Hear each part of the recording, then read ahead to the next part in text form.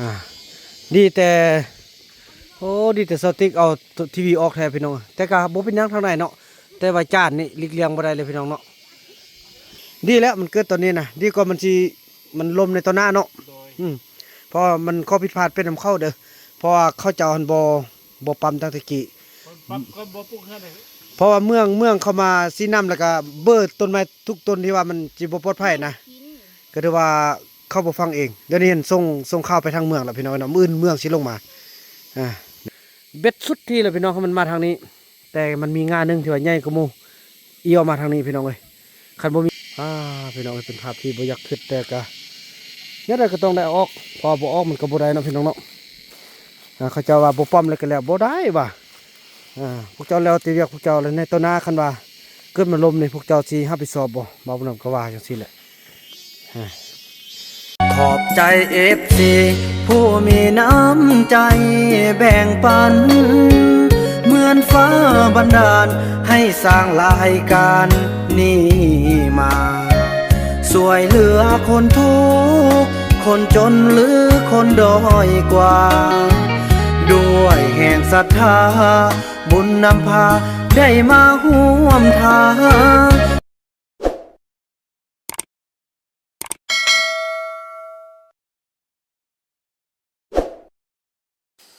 สบายดี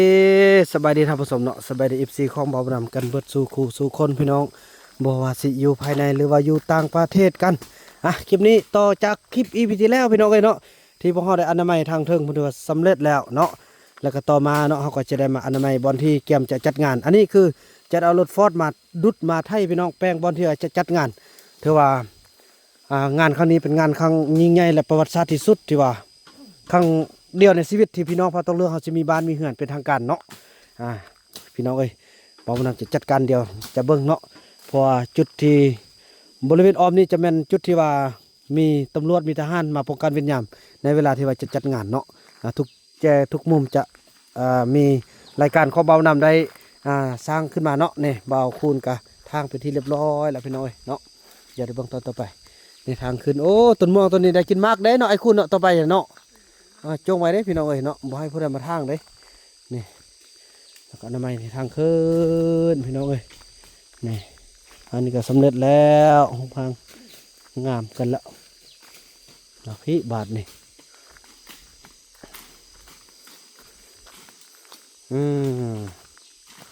ทำขึ้นเลยโอ้สู้ๆเคยเฮาก็ได้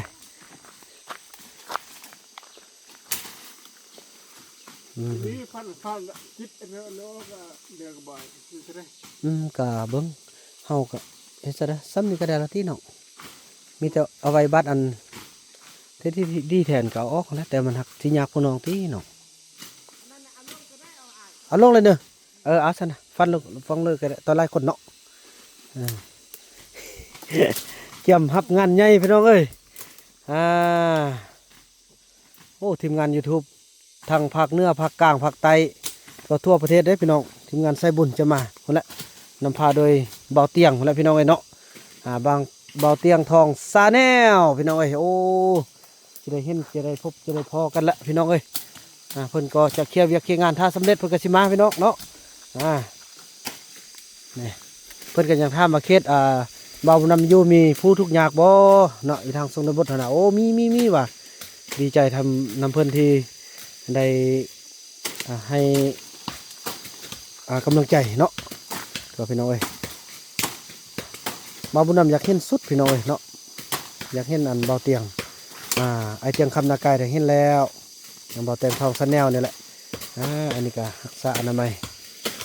เส้นทางไปพร้อมโอ้ขักหน่อยคุณเนาะ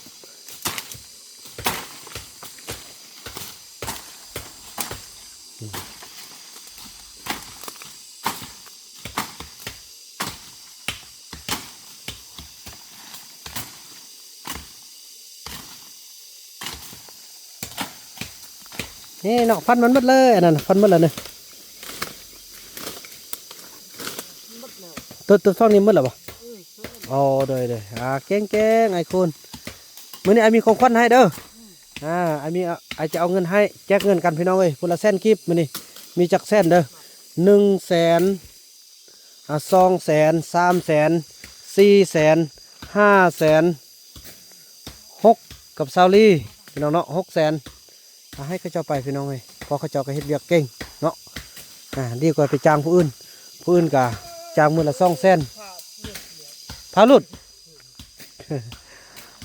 โดนให้เท่านึงพี่น้องบ่แม่นให้ตลอดเลยเนาะโดนให้เท่านึงเขาก็ไล่บางงานเดินนักเขาก็ค่อยให้มื้อนี้เอาเงินให้พุ่นละ100,000เด้อมื้อนี้เด้อเฮ็ดเวียกพวกเฮาแต่ก็ช่วยกันไปหั่นแหละอันใดก็ได้นี่ไอ้เฟื่องคลิปอันเฮ็ดอันห้อยเฮือนเขาไปเฮ็ดแนวนี้ก็ได้น่ะเนาะ อันนี้กดตัวนี้บ่งามบ่ทอกกด นี่ กดคุณบ่ เดี๋ยวบัดนั้นค่อยว่ากันเรื่องเฮ็ดคลิปอันสร้างหอสร้างเฮือน ลองเฮ็ดตัวนั้น โดย ฟันตัวนั้นลุมขึ้น ฟันยุบลงก็ได้เนี่ยสองพ่อเมียเขาพากันช่วยกันเล่อันใดยาซุบแล้วบ่เอ้ยนกให้ละเฮ็ดมันนี่ไอเอาเงินให้ก่อนเด้อไอเอาเงินให้มันนี่บ่ไปเฮ็ดละนี่ผู้ใดบ่เฮ็ดบ่ได้โอ้มันนี่สติ๊กซะบ่าเสียโอกาสเนาะมันนี่เนาะแต่ละมือก็เฮ็ดแต่ว่ามันนี่บ่เฮ็ดสติ๊กก็ได้สร้างนั่งมีลูกแดนเนาะ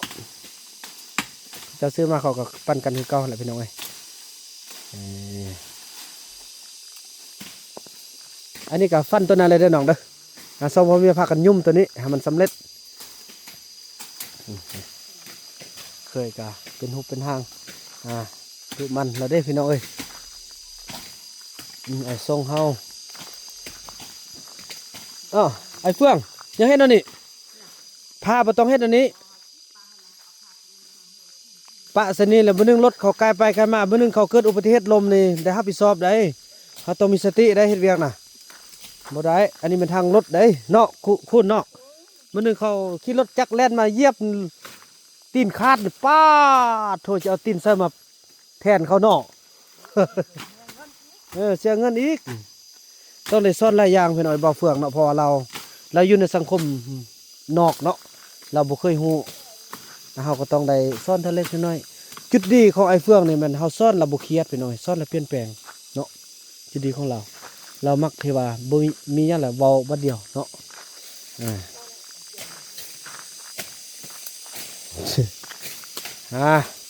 มอบคืน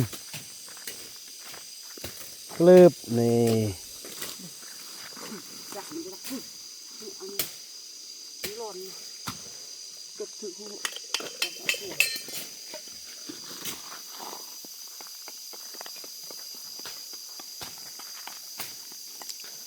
จังสั้นแล้วพี่น้องเนาะพบกันต่อไปเด้อพี่น้องเนาะถือว่ามาบุญนำได้ไปเบิ้งแนะนำเขาเจ้าสีปอมไม้หันก่อนพี่น้องปอมไม้หันลงแล้วก็ยังต้นเทิงเนาะต้นเทิงนี่จะได้ระดมกันออกหมดได้เนาะเพราะมันบ่แน่ใจพี่น้องแต่ได้เบานำจะได้ไปกำกับให้มันลงทางนี้เนาะลงทางนี้ให้ได้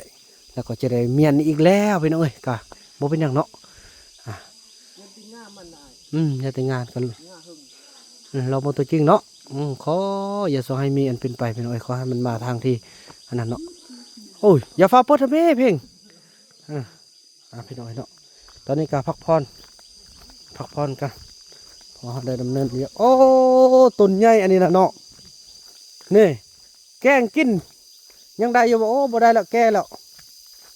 แซ่บเด้พี่น้องเอ้ยจุ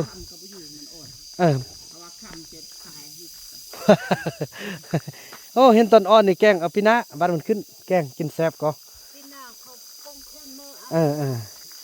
เขาสิไปป้อมไม้เขาป้อมไม้ ปั๊มก็บ่ฮอดน้ำเฮาบ่ฮอดดอกเฮาพี่ไกลแล้ว เธอแต่จุเขานี่เท้าแม่นหันนี่ก่อน บ้านนั้นก่อนบ้านอันต้นที่2ก่อนต้นที่1บ่เป็นหยัง ต้นนี้เอาต้นเขาปั๊มต้นเท่าไหร่ครับ ต้นไม้เปื่อยหันแล้วก็ขึ้นมาต้นนี้ไม่นั่นเฮาอยู่พี่ละเจออื่นจุนั้นมาพี่หมดป้าน่าอยู่ขนาดพี่น้อยสวัสดิ์เสวยดิ เขายังตีบอลนี่ค่อยคันเอาเจิดอันนี้มาเนี่ยเขายังตีบอลนี่จะซ้ำพักบ้านนั้นก็พากัน เขาไปซ้ำเฮาบ้านมันแรงก่อนแต่ว่าหลักๆเฮาเอาไปตัวนี้ให้มันซอดหุ่นก่อนเบิ่งแล้วต้นสวยนี่มีหรือวะของกินนี่มีอันปลาดุกกันเนอะ เอาไข่เด้ เอายังไข่เลยเนาะใช่แล้วจะได้ออกไปซื้อมื้อใดออกงานนักเลยจะได้ไปซื้อของกินให้เมื่อไรเอาสินหมูมาแกงเนาะเอาสินเอาสิน เออ เห็นแต่ต้นอ่อนแห้งอยู่นี่ เนาะก็ว่าเนาะเอามาแกงกินเนาะ ค่อยเนี่ยก็เห็น ต้นอ่อนเบิ่งปีหน้าหาชื่อแล้วนอกนี่นะอ่าอีบุกคือเด้อนะเกรดเกรด เกลือ ลำมันแก่กินดีพี่น้องเมียบอกบ่อยากเอิ้นหมดเลย เออ ในหัวมันตัวนี้เขาซื้อในหัวมันน่ะ เออ มันตุ่มเป็นตุ่มหลายๆในกระเพรา เออ ตัวนี้เนี่ยเขาคุดก็เอาหัวมัน เออเออ โลหนึง2,000นะที่บ้านเรา โอ้ฮะนั่นๆพี่น้องพักผ่อนกินน้ำกินนั่นแล้วก็เกี่ยมลุยต่อเนาะพี่น้องเนาะ อันนาบ้านเฮาเนี่ยคันเอา ถือว่าฮอดตอนช่วยแล้วพี่น้องเอ้ยเนาะเอานำกลับไปเบิ่งช่วยในสร้างเบิ่งไม้เนาะพี่น้องก็ถือว่าลมเป็นที่เรียบร้อยแล้วเนาะนี่ถือไปตามที่ทิศที่ต้องการพี่น้องเอ้ยจังได๋ฮอดซะละ สดอ่ะ ซะแล้วฮอดประตูโค้งแล้วย่า ตาพี่ มาพี่เลยใกล้ เท่านั้น ใกล้ประตูโค้งบ่นั้นยุ่มเยินๆได้เอาลงแล้วบ่ ตัวเดิม นี่อยู่ข้างประตูโค้งหั่นน่ะ เอาไปให้ลุงเลย เอาลงหมดแล้วนี่ยังอันนาน้อยหนึ่งกกล้วยค่อยไปป๊อบมัน มาสั่นจะไปกวดกาเบิ่งแล้วก็พักผ่อนก่อนซ้ำนี่พอพอจีแน่ตื่มจนนั้นแล้วพากันระดมเด้อเพราะเขาจะเอาไม้ตัวนี้ลงก่อน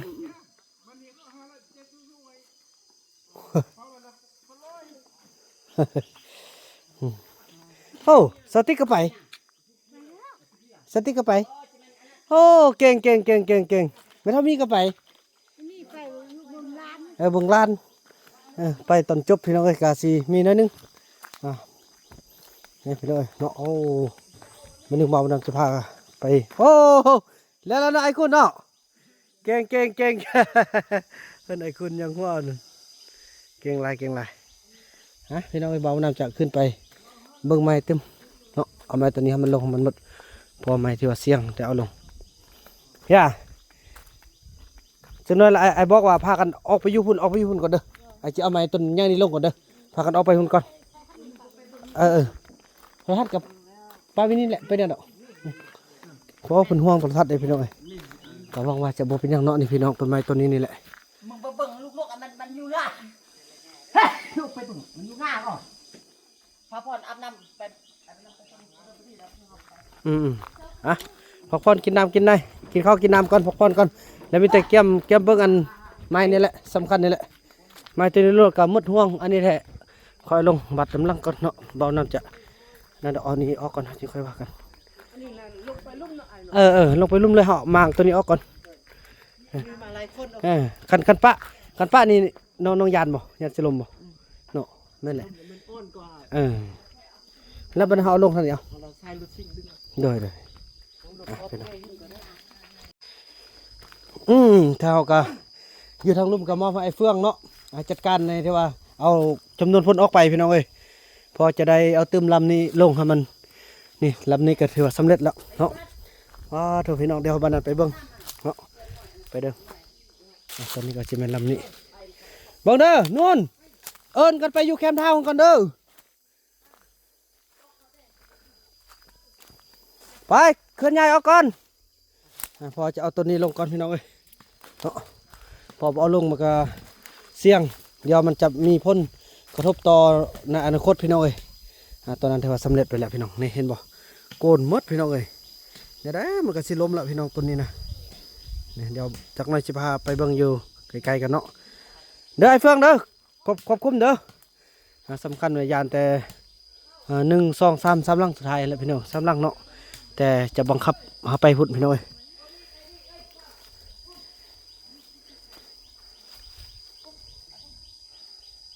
ไปเอิ้นกันไปผู้เฒ่าผู้แก่ไอ้คุณเด้อ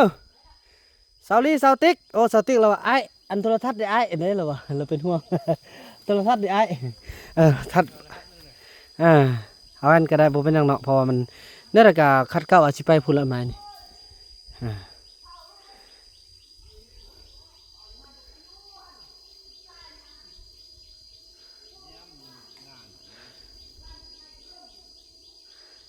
ไอ้เฟื่อง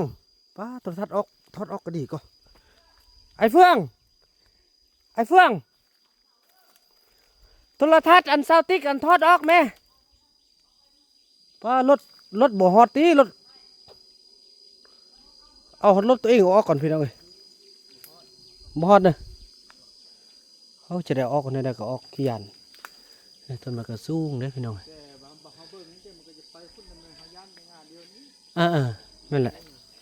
บักจะได้ไปเอารถออกตึมเดียวนึงก่อนกันไว้ดีโกแกะนั่นแหละกระเสียอันนั้น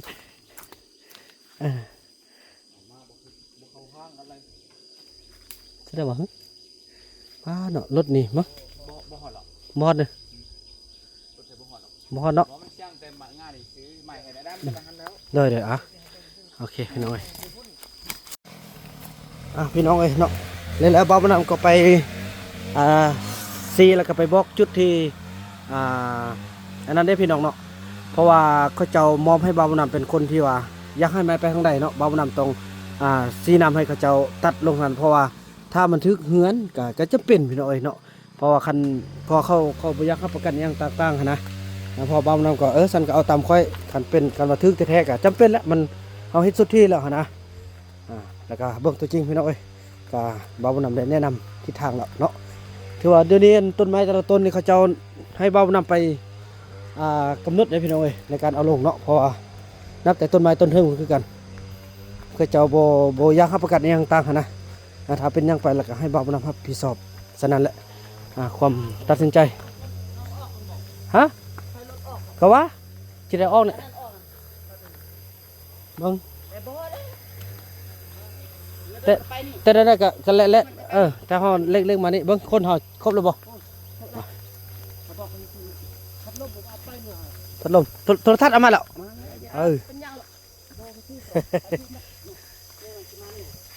ป้าโธ่ยามใดก็ยกโอ้โหยกบานเนาะบ่ฮอดละบัดนี้นะ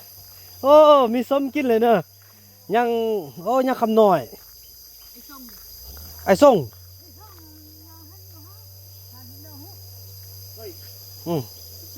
ไปซอกส่งได้ไหมบ่ไปลบไปเร่งเด้อมันยานไม่ทับเด้ ลุ้นขึ้นทางนี้ เออ เดี๋ยวแล่นขึ้นงั้นก็ได้ แล้วตอน ขึ้นเด้อ คือไปแล้วเราบอกคำน้อยเด้อคำน้อยเอามานำเด้อว่าบ่นำก็จะเอารถออกก่อนพี่น้องเลยเพื่อความปลอดภัยเนาะเดี๋ยวไปหนึ่งก็ต้องไป บ่ไปทำเดี๋ยวนี้มันบ่เห็นความขนเดี๋ยวนี้บ่เห็นคำน้อยกับส่งเดี๋ยวนี้ เอาไปส่งมันหู้แล้วมันส่ง ปัดไปขึ้นอ้าวเปิดไหม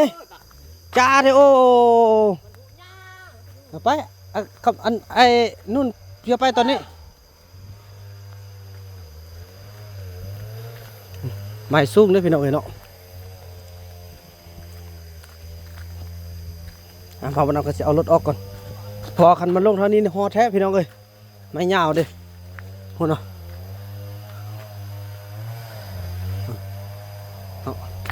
ไปเอารถเมียนก่อนถือว่าตอนนี้บ่าวมันำก็ได้ย้ายรถมาไปพิษแล้วพี่น้องเอ้ยแล้วก็กดการจำนวนคนเนาะนี่ทีวีของพี่วีเนาะมันก็มาไว้นี่แล้วบุดเดียวพี่น้องเอ้ยเนาะบุดเดียวถ้าไม่ลมแล้วเขาก็จะเคลื่อนย้ายทุกอย่างขอให้ปลอดภัยเด้อเนี่ยจะได้ไปเบิ่งอยู่ต้นก่อนเพราะว่าแต่แนะนำเพิ่นแล้วเนาะโอ้อันนี้ระวังได้พี่น้องเอ้ยเล็กปูเลยนี่พอเราจันเฮาก็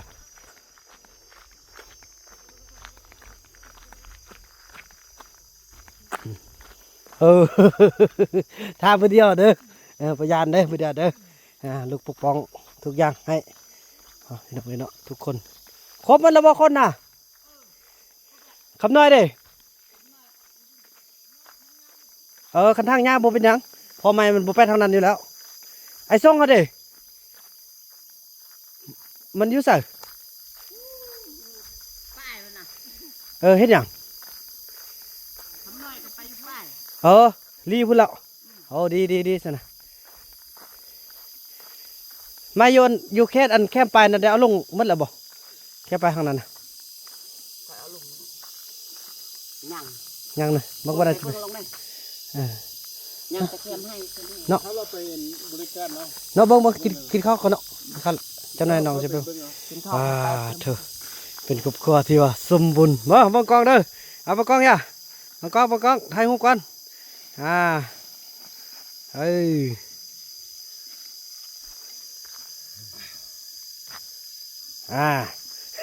ได้ไปเบิ่งก่อนหักหน่อย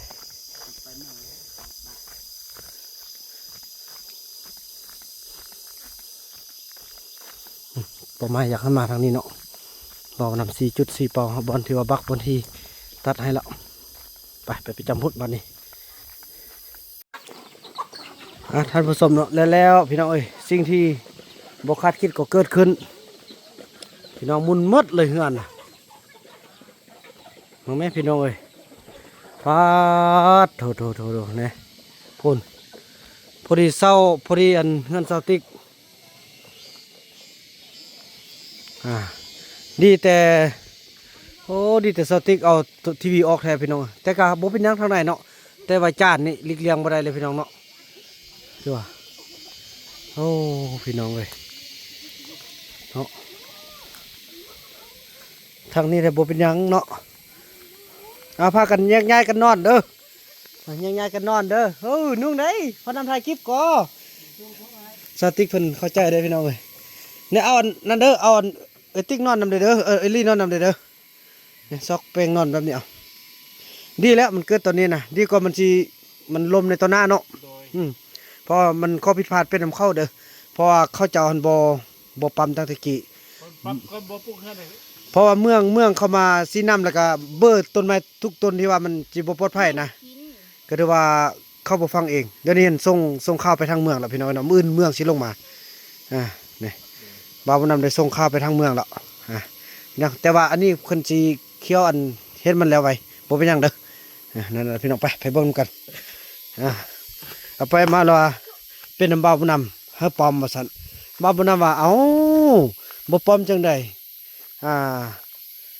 เมืองเพิ่นก็มาบอกมาแจ้งแล้วตอนที่จะสร้างเขาเจ้าบอกให้อนามัยหมดแต่พวกเจ้าบ่อนามัยเองเนาะนี่พี่น้องเอ้ยคุณ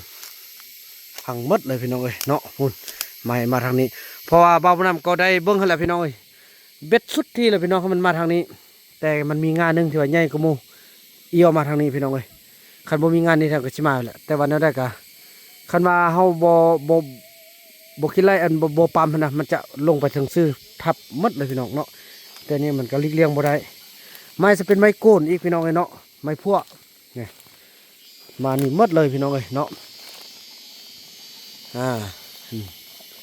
แต่ว่าก็ยังดีแหละพี่น้องเลยที่มันเกิดตอนนี้เนาะเกิดตอนที่พวกเขานี่ได้นี่อันนี้ก็เอาไว้เฮ็ดฟืนเดี๋ยวบ่าวมันจะหาไปเบิ่งเนาะกินโยนก็พิษทำบ่าวนำโอ้บ่าวนำบอกเลยแล้วว่ามันบ่ได้พิษกับค่อยพวกเจ้าบ่เฮ็ดตั้งแต่กี้บ่าวนำซื้อเนี่ยพี่น้องเอ้ยซื้อเบี้ยเขาเจ้าจ้างเขาเจ้าปั๊มตัวนั้นน่ะนี่ปั๊มตัวนี้เนาะมีแต่ปั๊มตัวนี้กับตัวนั้นนี่อยู่หั่นบ่าวนำมันซื้อเบี้ยเป็นหลังเลยให้แกอีกแกเมื่อยน่ะบอกว่าไปปั๊มตัวนั้นให้ก่อนตัวนี้นี่แหละพี่น้องเอ้ยว่าแล้วแหละบ้านนั้นก่อน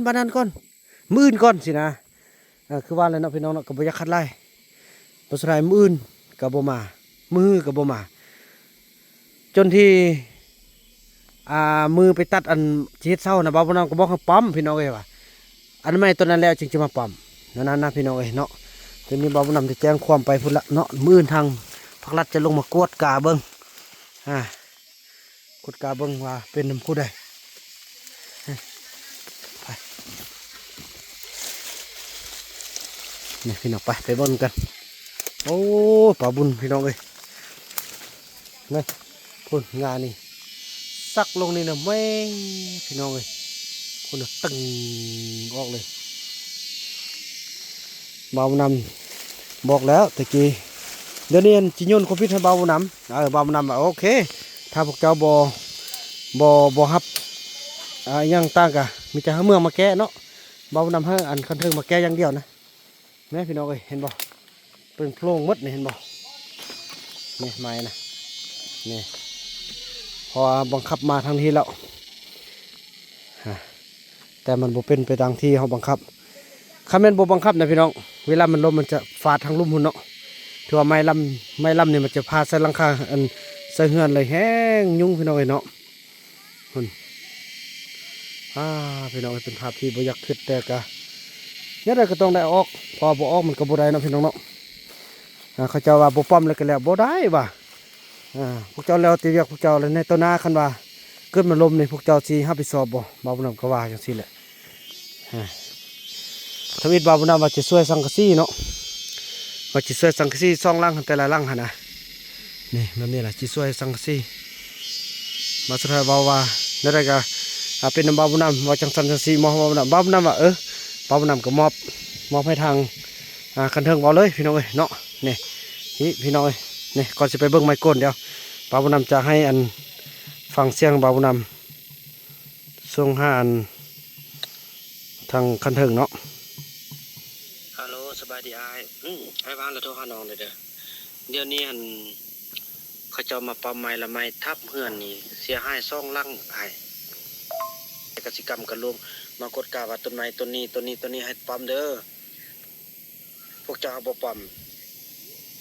เขาเจ้าโยนความผิดให้น้องว่าน้องเป็นผู้บอกให้ตัดบอกให้ปั๊มสินะแล้ววันนี้น้องก็บอกว่าเอาสิโยนความผิดให้ใส่ให้ค่อยได้จังได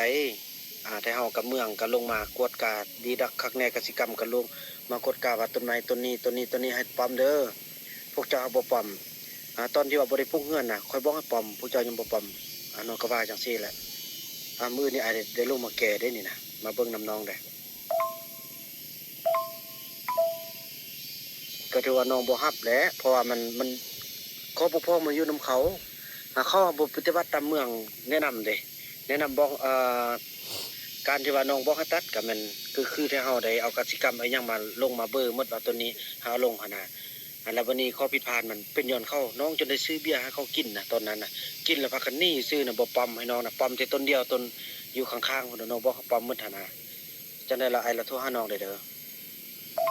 ถ้ามิดลมแล้วน้องว่าสังกะสีมีเฮือนควร2ลังหั่นน้องว่าสิสวยเอาไปมาเขาว่าจะมีจังสีใส่นี่น้องบ่สวยหยังจักอย่างเพราะมันบ่อยู่มันบ่อยู่ในเฮาบ่จะเป็นตรงที่รับผิดชอบนะเพราะอยู่นำเขาเองเขาบ่ปั๊มน่ะตั้งแต่กี้เขาเฮ็ดแล้วเขาจึงมาปั๊มเขาว่าคันว่าน้องบ่ให้ปั๊มเลยก็แล้วนะว่าซั่นเอ้าแล้วจังได๋บ่ปั๊มยามนี้ยามหน้ามันก็ล้มคือเก่าดีแล้วมันบ่ทับคนตายเนาะก็ว่าจังซี่แหละนี่พี่น้องเนาะนี่มาไปเบิ่งก็ถือว่าบ่าวนำก็จังซี่ละพี่น้องเอ้ยเนาะนี่ไม้น่ะเห็นบ่โกนหมดพี่น้องข้างในบ่มีหยังอีกจักอย่างล่ะเห็นบ่นับปีมันก็จะว่าออกเห็นบ่พวกออกเลยพี่น้องเห็นบ่นี่ปีนี้ซำนี้แล้วต้นไม้มันนับมือนับเติบโตมันบ่นับมือนับเติบโตบาดนี้คันบ่ลงตอนนี้ในเมื่อตอนหน้าเนาะเห็นบ่มันลงไปทับคนเฮาตายได้เช่นใดฉะนั้นแหละพี่น้องเอ้ยบ่าวนับเป็นห่วงบ่าวนับจึงเอาลงพี่น้องแต่ว่าการที่ว่าเอาลงนั้นก็เป็นขั้นถึงพี่น้องเป็นผู้มากวดกาแล้วก็ซีแต่ละต้นเนาะพี่น้องเพื่อว่าต้นนี้บ่รับประกันพอเขาเจ้าเคาะเบิ่งแล้วมันมีหูเนาะพี่น้องเนาะมันมีโพรงออกมาบ่ได้เขาเจ้าหูแย่เบิ่งมันมีหูเนาะแล้วก็เคาะเบิ่งมันดังโพรงฉะนั้นเขาต้องเอาออกตอนปั๊มต้นนี้นะบ่าวนับก็เอามาขึ้นมาต้นเทิงอยู่ได้บ่ปั๊มพี่น้องเอ้ยมักง่ายฉะนั้นบ่าวนับก็โอ้ยประสางเสียว่าฮอดมื้อนี้แล้วบ่าวนับก็ให้มาปั๊มแล้วเนาะได้ก็มันเกิดเนี่ยก็ให้มันผิดพลาดเนี่ยก็ต้องแก้ไขตอนนี้แหละเห็นบ่เนาะโกนบักใหญ่พี่น้องเอ้ยพุ่นน่ะ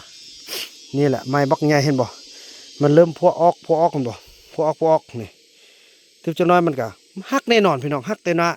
พอบ่าวนำดีแล้วเนาะเกิดในตอนนี้ให้เขารับผิดชอบถ้าว่าเกิดตอนหน้านี่เห็นบ่มันลงไปซื้อเฮือนไปทับเฮือนคนตายเลยพยายามไปสอบบ่าวนำอีกพี่น้องเอ้ยนี่ตอนนั้นก็โกนตัดกลับไปทางนั้นเนาะนี่จังซี่แหละพี่น้องเอ้ยก็ถือว่าเป็นข้าวหายที่สุดพี่น้องเนาะที่ว่าไม่ลมทับเหือนพี่น้องเอ้ยป้าโถป้ารำก็บ่สั่งเสียว่าเลยแต่ว่ามื้ออื่นมาบ่นำจะเอาคันเทิงมาแกะเนาะเพราะว่าเฮาเฮ็ดตามทิศสินำของคันเทิงแต่ว่าเขาบ่ปฏิบัติเองเนาะเขาบ่ปฏิบัติได้คันเขาปฏิบัตินี่บ่เกิดนั่นนี่เนาะฉะนั้นเขาจะเอาปั๊มแต่บ่นำพยายามบอกหลายๆเทื่อแล้วคันเทิงกับบอกหลายๆเทื่อแล้วข้อตกลงออกหมดแล้วเขาจะเอาบ่เฮ็ดเองในเมื่อตอนนี้บ่าวนำกับบ่ช่วยเนาะพอเป็นแต่กี้นะตอนปั๊มนี่บ่าวพยายามหลายเทื่อแล้วบ่พากันเฮ็ดสร้างเขาพี่น้องเอ้ยเนาะโอ้ยพี่วีเอ้ยเนาะขอโทษขออภัยเด้อจานของโทรทัศน์เอื้อยก็ถือว่าพังเนาะจานฮับแซงฮับสัญญาณหั่นน่ะส่วนจอทีวีเห็นบ่เป็นหยังเนาะเพราะว่าซาวติกได้ออกไปไว้หลังรถของน้องบุญนำเนาะ แต่ถ้าบ่ออกก็บ่เป็นหยังพี่น้องเอ้ยเนาะจุดที่อันทีวีอยู่หั่นจะอยู่นี่เนาะบ่มีปัญหาเสียหายเนาะแต่ว่าจานนี่เสียหายเงินเซาลีหนักเลยเนาะนี่บ่แต่ว่าข้อผิดพลาดบ่ได้อยู่นำบ่าวบ่นำมื้ออื่นคันถึงสิลงมาจัดการแก้เนาะแนวใดก็แนวเวียงงานของบ่าวบ่นำก็คือต้องเปิดมอบรับวันที่27นี้ให้ได้เนาะให้ทันบ่าวบ่นำจะบ่มีหยังขัดขวางได้อันนี้พวกเจ้าสายอิหยังต่างก็เป็นเรื่องของเจ้าเพราะว่าบัตรเซินอิหยังต่างบ่าวบ่นำได้จัดการทุกอย่างเนาะได้ส่งให้ทางคันถึงเป็นผู้จัดการแล้วส่งรายละเอียดทุกอย่างขึ้นแผ่นบ่ว่าจะเป็นแพทย์เนาะหมดในหมอประจำภาคสนามเพื่อมาเกี่ยมป้องกันตอนที่จัดงานพอมีคันถึงมีกันนำมาร่วมนำเนาะ2ปกสกองร้อนทหารตำรวจมาประจำมาป้องกันเวรยามแล้วก็มีหลายๆอย่างพี่น้องเอ้ยเบานำได้ส่งขึ้นเมื่อเปลี่ยนแปลงบ่ได้เนาะนั่นแหละพี่น้องเอ้ยเนาะขอแสดงความเสียใจหลายๆพี่น้องเอ้ยคลิปนี้ขอโทษขออภัยหลายๆเด้อพีวีเนาะค่อยว่ากันเอาบ่อยากให้เกิดมันก็เกิดไปแล้วดีแล้วที่ว่ามันเกิดในตอนนี้เนาะดีกว่ามันสิเกิดในตอนหน้าดีกว่ามันสิทับคนเฮาตายเนาะโต๊ะแม่เจวอนให้บ่เป็นหยังเนาะอยู่กองล่างแต่เฮือนโอ้โหอัญญะเป็นหลังเลยมื้ออื่นเขาเจ้าสิเริ่มมาจัดการเนาะจังซั่นเลยพี่น้องเป็นบทเรียนให้เข้าว่าเฮ็ดเวียกบ่ควรที่จะล่าช้าแล้วก็มักง่ายอันนี้เขาเจ้าเฮ็ดเองเลือกเองเพราะทุกอย่างเฮาแนะนำให้หมดละผู้ใหญ่ละเนาะก็ถือว่าเขาเจ้าบ่ปฏิบัติเนาะเอาจังซั่นเลยพี่น้องเอ้ยคลิปนี้บ่าวนำขออนุญาตจบคลิปกับซ้ำนี้ก่อนแล้วพบกันใหม่ในคลิปต่อไปเนาะคลิปนี้บ่าวนำขอกล่าวคำว่าสบายดี